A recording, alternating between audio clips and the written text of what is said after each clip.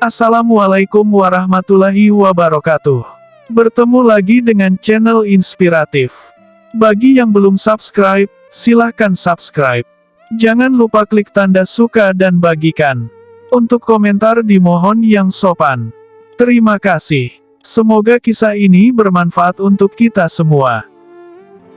Kisah pandai besi yang kebal bara api dan gadis cantik dikisahkan ada seorang pandai besi memiliki keajaiban luar biasa. Setiap kali memanggang besi ia tidak pernah merasakan kepanasan, sekalipun ia menggunakan tangan telanjang.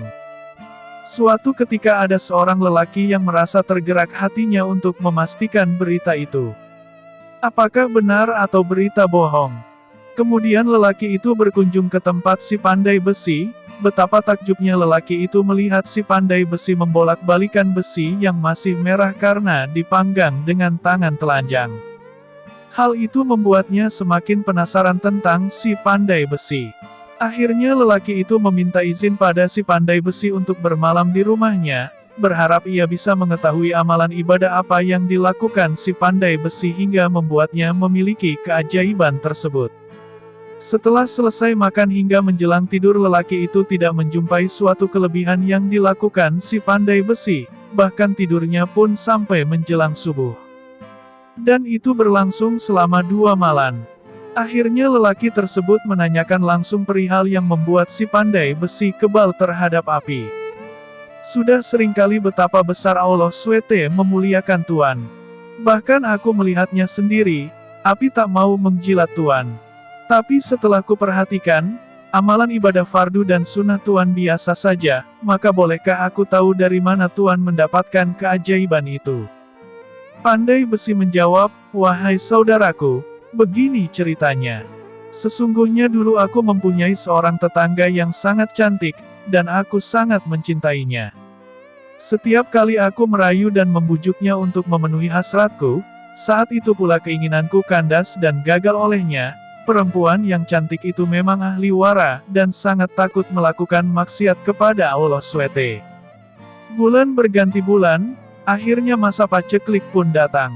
Aku sedang duduk istirahat selepas bekerja, tiba-tiba ada yang mengetuk pintu rumahku, dan ternyata gadis cantik itu.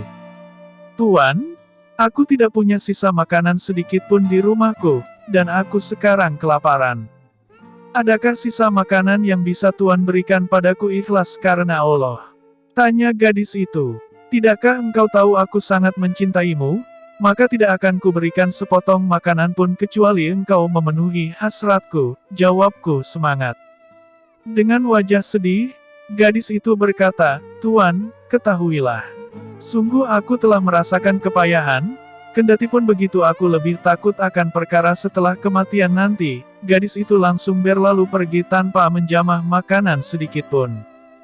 2 hari kemudian, gadis itu datang lagi padaku dengan kondisi lemas dan meminta makanan. Aku pun memberikan tanggapan yang sama.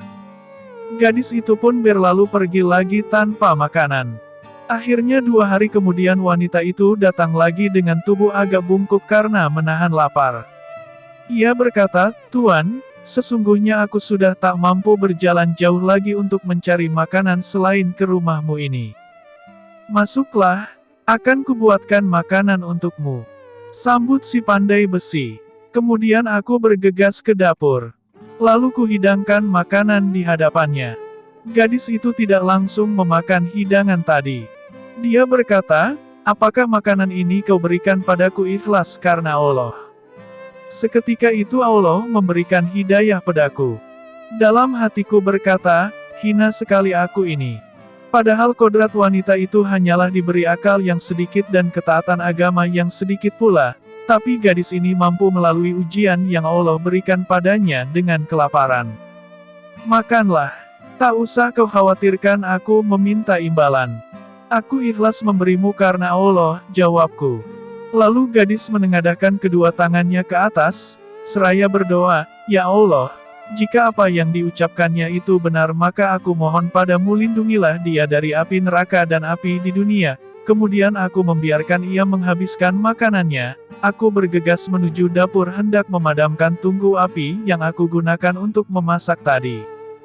Tanpa disengaja ada bara api yang jatuh mengenai kakiku. Tapi aku merasa heran, karena bara api itu tidak melukai kakiku sedikitpun. Dan langsung kutemui gadis itu, aku berkata, ketahuilah, bahwa Allah mengabulkan doamu. Gadis itu lalu bersujud seraya berkata, Maha besar Allah yang telah menunjukkan keagungannya. Dan masih dalam keadaan sujud, Allah mengambil nyawa gadis itu. Walahu alam, itulah kisah di balik keajaiban tanganku yang Allah anugerahkan padaku, saudaraku.